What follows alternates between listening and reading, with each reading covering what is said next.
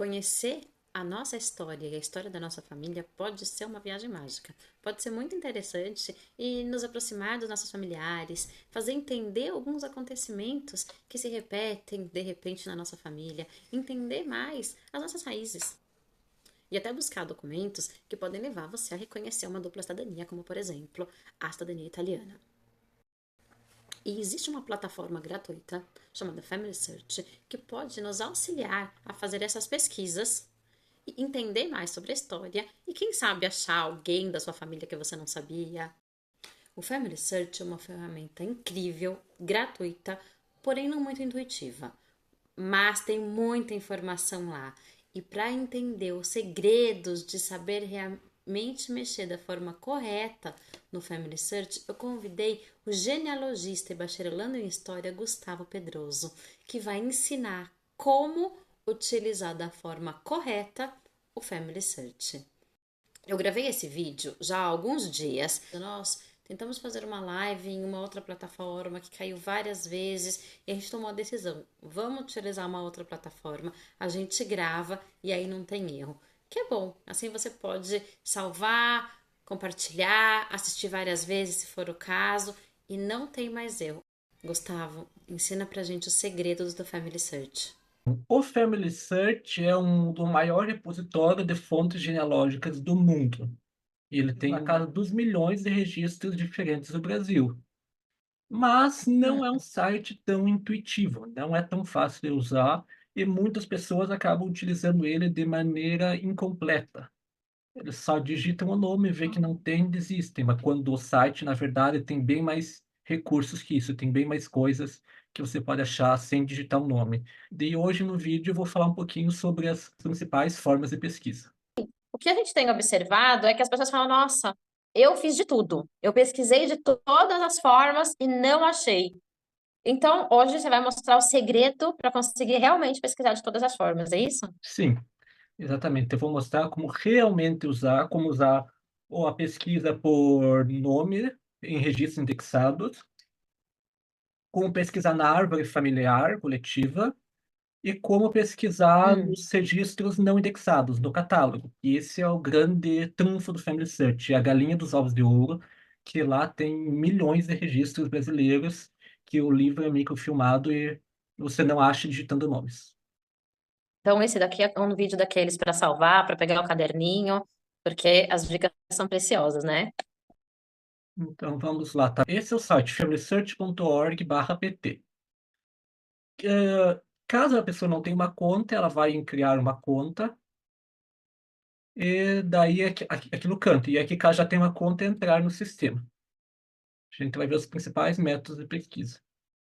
Então, entrar no sistema. Uma coisa bem recente, isso você pode fazer uma conexão com a tua conta do Google, conta do Apple, conta do Facebook. É uma coisa bem recente isso, ou conta da igreja, quem for membro da Igreja dos Santos dos Últimos Dias, a Igreja Mor. Caso você tenha um cadastro antigo, você entra aqui com o teu nome e senha. Entrar no sistema. Então, tem várias formas de pesquisa. Vamos primeiro ver da árvore familiar. Árvore familiar, árvore. Aí é a árvore coletiva que todo mundo pode editar. É, essa árvore, vale ressaltar que não existe a minha árvore, a sua árvore, a árvore da André, a árvore do José, da Raquel. É uma árvore só coletiva. Ou seja, se você procura privacidade, um sistema que só você pode editar, o Family Search não é o ideal para ti. É ideal você usar o Family Search com outro sistema. Muita gente, Gustavo, reclama que, ai, mexeram na minha árvore. Exatamente isso que você está dizendo. Se tiver que Sim, salvar todas as informações, é bacana não salvar só no Family Search, porque de repente você já achou um monte de coisas e alguém pode mexer, né? sim, eu sempre acho ideal a pessoa ter árvore num software como o Rootsmagic, que é um software de genealogia que você insere os dados, ele cria lá a árvore genealógica, é muito bom. Bom, aqui a árvore é a minha árvore. Todas as pessoas que são marcadas como vivas, elas não são públicas, mostram só para quem criou. Por exemplo, aqui é minha avó, Neiva Machado Koenig. Caso alguém procure pelo ID dela, que é esse número, não vai aparecer. Só eu posso ver porque ela está viva e eu criei. Essa é a árvore genealógica, que vale lembrar, é com informações que as pessoas inserem, sejam elas corretas ou não. Então, quando você vê aqui num perfil, nascimento 16 de maio de 1916 em Vacaria, isso é uma informação que uma pessoa inseriu na internet, que não necessariamente é correta. Nesse caso é porque eu sei e coloquei a fonte. Mas, quando você for fazer árvore, tenha em mente que o que está ali é uma informação de uma pessoa na internet. E nem tudo que está na internet é verdade. Para pesquisar pessoas da árvore geológica, se alguém já fez, vai em pesquisar árvore familiar. Aqui é a pesquisa por nomes da árvore familiar. Isso vale lembrar, é só pesquisar caso alguém tenha colocado na árvore familiar. Não é uma pesquisa completa. Vamos pesquisar do meu pentavô Giacomo Antonio Volante.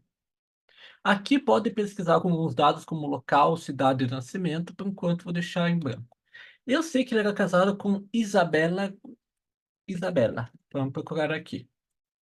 Nome do cônjuge, eu coloquei Isabela.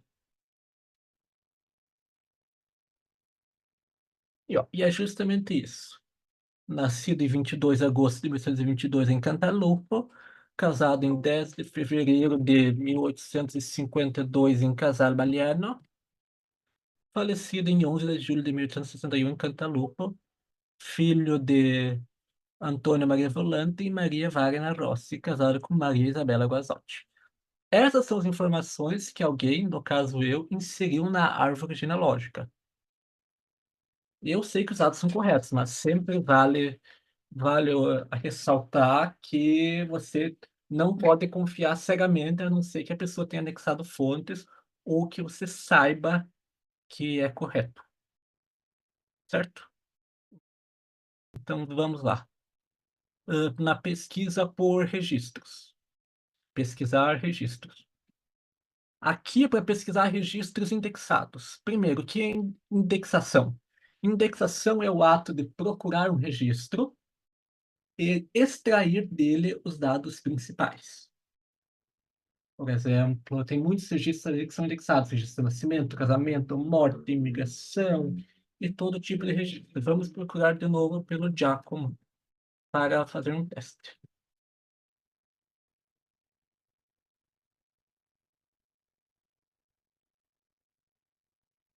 Ó, são vários registros. Tem o Giacomo Antônio Valente. Estou mostrando isso porque o Family Search usa um Soundex. Ele vê o que é foneticamente similar a Volante, o que é foneticamente similar a Giacomo, o que é foneticamente similar a Antônio, e também apresenta, para caso a pessoa não tenha certeza absoluta. Caso tenha certeza absoluta que está assim nos registros, você pode selecionar aqui, mostrar pesquisa exata, e selecionar aqui, correspondência exata de sobrenome, nome, local.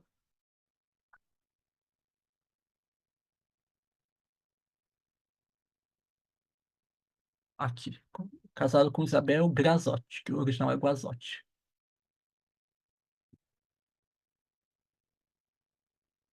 Ao clicar aqui na imagem, a gente pode ver o livro de registros. No caso, esse é um registro do cartório de Vacaria, no Rio Grande do Sul, de Inácia Corrêa Volante, que, dentre outras qualidades, é minha tia trisavó. Aqui nós podemos conferir direto o livro do cartório, o que significa que nós não precisamos pedir no cartório a certidão da Inácia, caso alguém seja descendente dela e tal, ou esteja pesquisando ela. Essa é uma grande vantagem do Family Search. Você pode pesquisar direto nos livros do cartório, igreja, vários arquivos, e isso significa que você economiza tempo, porque você não precisa perder tempo mandando e-mail para cartório, ligando, coisa assim. Você economiza dinheiro, porque você não precisa emitir uma certidão. E o principalmente é que os órgãos, via de regra, tem exceções, mas via de regra eles não pesquisam bem, às vezes estão sobrecarregados, fazem várias coisas ao mesmo tempo. E caso você mesmo for pesquisar, é uma pesquisa bem mais eficiente. E outra coisa que eu acho que é importante a gente ressaltar, Gustavo, antes de você sair mandando e-mail para todo mundo, né? Ocupar o tempo de oficiais, que de repente tem outras coisas também.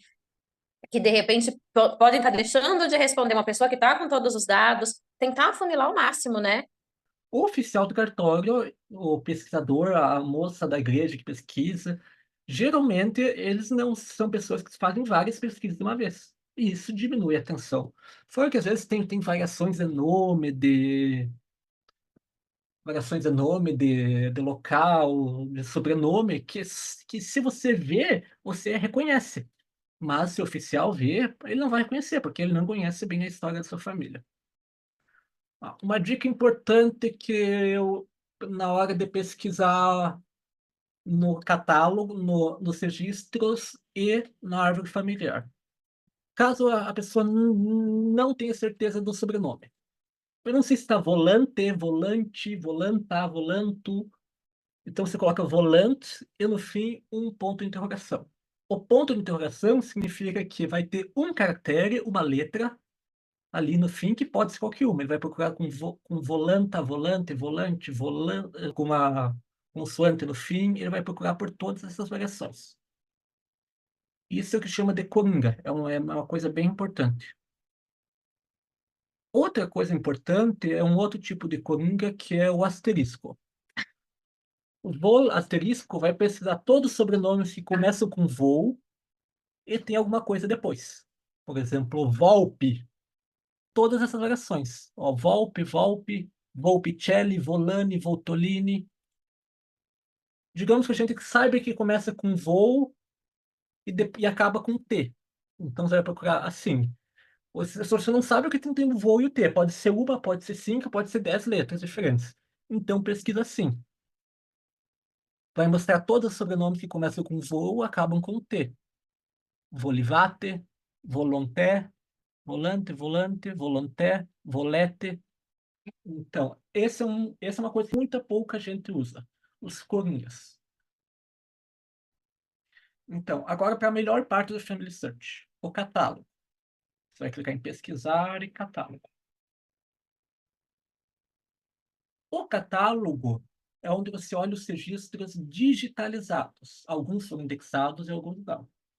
Por exemplo, uma cidade de Caxias do Sul, cheia de italianos. Se digita Caxias do Sul, como às vezes tem mais uma cidade com o mesmo nome, você seleciona a correta. Caxias do Sul, no Rio Grande do Sul. E vai mostrar os documentos que tem disponíveis. Civil Registration, registro civil, colonização, emigração e emigração, são registros coloniais. Então, vamos procurar um registro civil. Aqui. Esse que está no arquivo público não são os registros civis, os registros de cartório, mas os talões, que são uma segunda cópia. Aqui, nesse item, estão os livros do cartório de Caxias do Sul. Então, digamos que a gente procura um nascimento de 1901. A gente vai nesse item, nascimentos de 1900 a 1902. Daí aqui a gente vai clicar na câmera. A gente passa o cursor, veja as imagens online. Você clica aqui.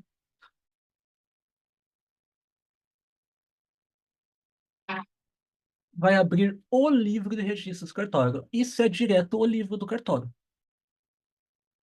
Aos 15 de junho de 1900, nessa Vila Vacaria, compareceu Bozão Luiz. E aqui nós podemos fazer a pesquisa direto nos livros.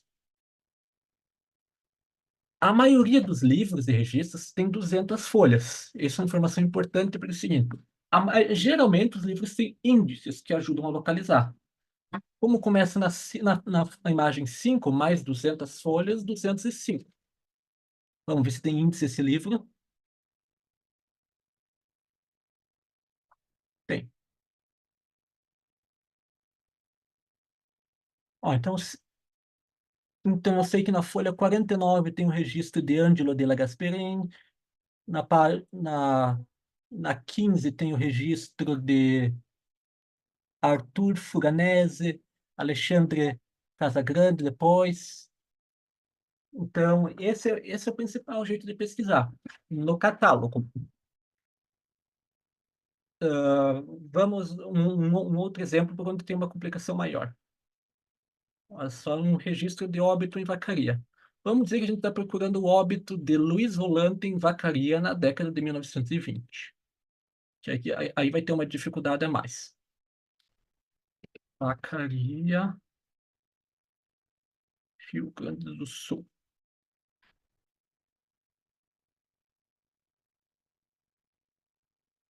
Vacaria tem a diocese permitiu digitalizar os livros de registro religioso. Então aqui eu posso ver desde 1769 os livros da paróquia Nossa Senhora do Oliveira de Vacaria, caso eu queira tenha pensar alguma coisa lá.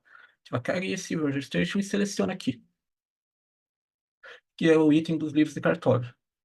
Vacaria é um caso excepcional que tem cartório desde 1852. É empatado com Rio Negro, no Paraná, o cartório mais antigo que eu conheço do Brasil, que também tem registro de 1852.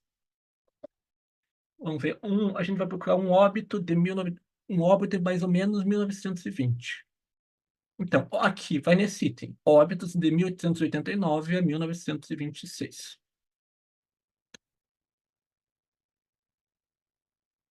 São 618 imagens. Como aquele livro ia até 1926, presumidamente está perto do fim. Então vamos mais para perto do fim. Olha só. Aqui começa o item 2. Essa capa preta indica que tem um item. Às vezes tem mais de um item, item de locais diferentes no mesmo microfilme. Por exemplo, tem um livro do Nascimento de Bento Gonçalves e de Garibaldi no mesmo item. E vai dizer lá, item 1 a 3, Nascimento de Bento Gonçalves. Item 4 a 7, Nascimentos de Garibaldi. Então, daí aqui você vê qual item é o item é o item que está vendo agora. Aqui, esse é o livro 2 de Vacaria, que é de 1901 a 1913. É anterior do que a gente busca. Então, vamos avançar aqui 200 folhas, porque um livro tem mais ou menos 200 folhas. Na década de 30, 40, era comum ter livro de 300, mas não era sempre. Então, aqui o livro 3, que é Óbitos de 1913 a 26. Certo. Vamos ver se tem índice. No começo não tem índice. Então, vamos ver no fim. 598, porque tem 200 folhas. Ó, folha 200. Você pode aqui aumentar e tirar o zoom. Vamos ver. O índice geralmente é por prenome, mas alguns cartórios é por sobrenome. Por exemplo, esse Antônio Borges Vieira, em alguns cartórios vai estar no V,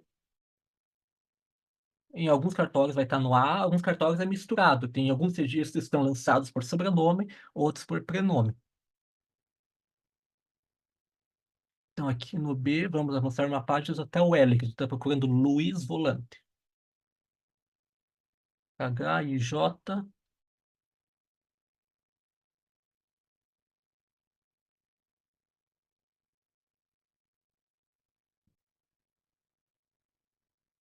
Aí M passou. Então, vamos procurar aqui o L. Então, Leontino, Luiz Alves Medeiros.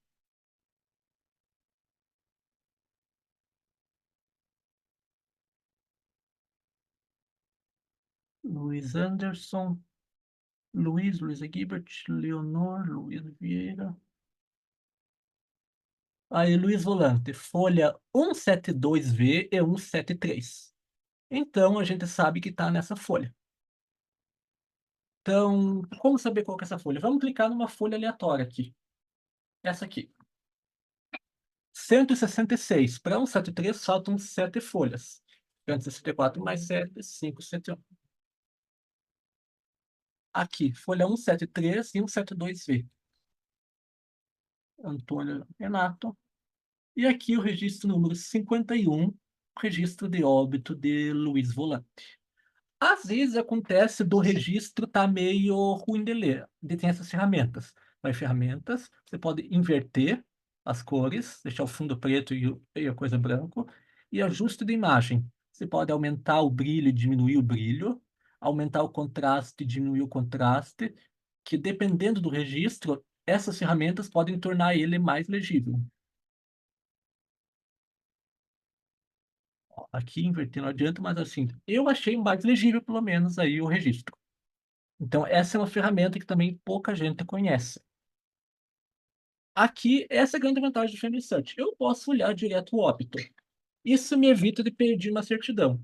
Mas vale lembrar que isso só vale para digo que esses registros foram meio que filmados geralmente na década de 80, 90, começo dos anos 2000. Ou seja, se depois disso teve alguma alteração no registro, alguma retificação, isso não vai constar nessa microfilmagem, porque obviamente foi antes disso. Então, caso você suspeite que alguém da família retificou ou que alguém da família fez cidadania, às vezes vale a pena você pedir uma certidão inteiro teor, sempre reprográfica, quando for para fins de pesquisa, para ver se houve algum tipo de retificação.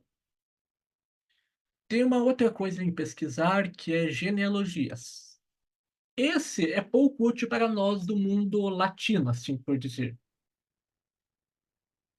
Esse é principalmente árvores feitas pelo antigo PAF. PAF, Personal Ancestral File, é um programa de genealogia que teve uma versão que isso muitos anos atrás, o Family Search encorajou as pessoas a mandarem os arquivos que elas tinham do PAF para o Family Search.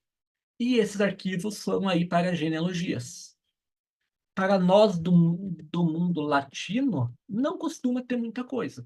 Mas quem mais pesquisa mais no mundo anglófono vai ter mais coisa. Mas também tem coisas do mundo latino. Olha só, tem os documentos de Frosinone, do Abruzzo, Chieti, L'Aquila, uns documentos ingleses, tem umas árvores de dados por computador, tem vários tipos de registro aí.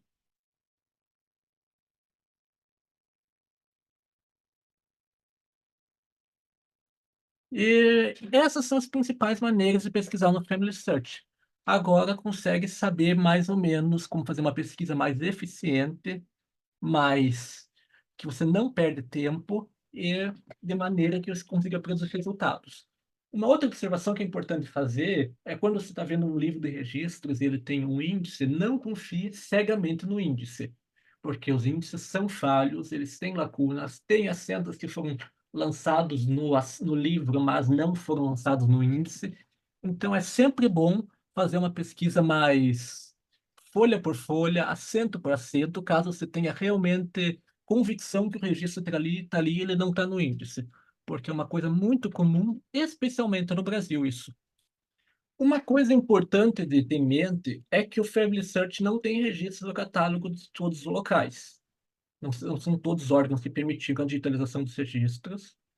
Mas isso ao tempo muda, é que os contratos acabam e às vezes eles tinham coisas do ar, que nem, por exemplo, ocorreu recentemente com os registros da Diocese de Piracicaba, e são feitos contratos novos, que permitem ter mais registros. Então é importante você sempre, a cada pouco, conferir no site Family Search. Eles geralmente avisam quando tem uma coleção nova, registros novos e coisas assim. Sobre a pesquisa genealógica, muita gente fala, nossa, mas quanto tempo vai demorar para fazer a pesquisa? Pois é difícil colocar um tempo, porque isso que a gente viu lá de pesquisar nos livros, às vezes é uma coisa que é trabalhosa, porque nem sempre tem índice, nem sempre dá para confiar no índice. Às vezes não tem online um registro e a gente tem que pedir direto num cartório, numa igreja, num órgão. Por exemplo, o meu bisavô, ele era da Bielorrússia. O arquivo geral lá da região dele, de Grodno, você vai lá, entra na fila para fazer um pedido, eles te respondem em 4 anos, 4, 5 anos depois. Ou seja, 4, 5 anos de fila. Tem muitos comunes na Itália que eles respondem em só 6 meses depois. Tem uns que nem respondem, tem uns que respondem no mesmo dia. Já aconteceu comigo, por Verdade. exemplo, de mandar um e-mail, eu lembro que foi até para o arquivo estado de Cremona. Eles me responderam com o comune de localização da família em 6 horas. Mas já teve pedido que eu fiz e não foi em outro arquivo e não foi nunca respondido. Então é difícil dar um tempo assim, uma Nunca. previsão. Que levou quase 2 anos, que tinha uma parte da família aqui, uma parte acabaram achando na Argentina depois de quase 2 anos. Então, tem alguns casos que são mais misteriosos mesmo, né? Sim, eu já vi vários casos assim que nenhum documento tem a cidade de origem da família e Sim. um dia surge um documento indexado. Uma cidade que, como eles nunca teriam ideia que é, daí surge um documento indexado e se descobre tudo a partir dali. Então, Então, é questão de sorte também. é, é um pouco sorte, um pouco técnica. Mas, enfim, outra coisa que eu acho importante é que muita gente começa a fazer a pesquisa na família de 2, 3 dias depois desiste, fala, cansei, não dá mais, olhei tudo. Eu gostaria de deixar uma mensagem e falar, não desista, porque a maioria das pesquisas não acha no primeiro e no segundo dia, Sim. né? A pesquisa é uma coisa que tem que ser persistência. A pesquisa genealógica é um jogo de tentativa e erro. Não é aleatório, tem que ter técnicas, tem que saber onde procurar e como procurar, mas é uma coisa que essencialmente você tem que tentar nos lugares que podem possivelmente estar o registro. E às vezes você não Sim, acerta na primeira, vai na segunda, vai na terceira, vai na quarta, vai na quinta, e assim você vai. Você tem que ir tentando, é tentativa e erro. Se, sim. inclusive, é uma coisa que o pessoal diz que procurou por tudo, na maioria dos casos que a pessoa procurou por tudo, ela não fez o uso do catálogo. Hum. Que, que se não fez o uso do catálogo, você mandou e-mail para os cartórios e digitou nomes. E isso não é uma maneira eficiente de pesquisa. Porque os cartórios não Uhum. pesquisam bem, e uma parte minúscula, ínfima, eu acho que nem 1% dos registros são indexados. Então, para você se garantir que não está lá o registro, é só vendo o catálogo e vendo o livro de registros. Caso você pesquise em E algum foi. local que não tem o livro de registros digitalizado, você sempre pode perguntar ao órgão, à igreja, à paróquia, o que for, que se eles deixam ver o livro de registros. Eu já vi vários registros religiosos assim. Então, acho que a dica principal é essa, não desista. E se você vê que não tem habilidade, que não gosta de pesquisa, ou se perdeu, e contrata um genealogista, um profissional, né? Sim, é sempre a possibilidade. Para quem não tem tempo, para quem não tem saco, quem não quer fazer, é sempre a possibilidade de contratar um profissional que vai fazer para ti. Gustavo, obrigada. Acho que foi muito construtivo. E a gente vai deixar aqui na descrição do vídeo o e-mail e o seu site, se alguém tiver mais dúvidas e quiser entrar em contato. Tá? Combinado? Então tá. Boa tarde, André.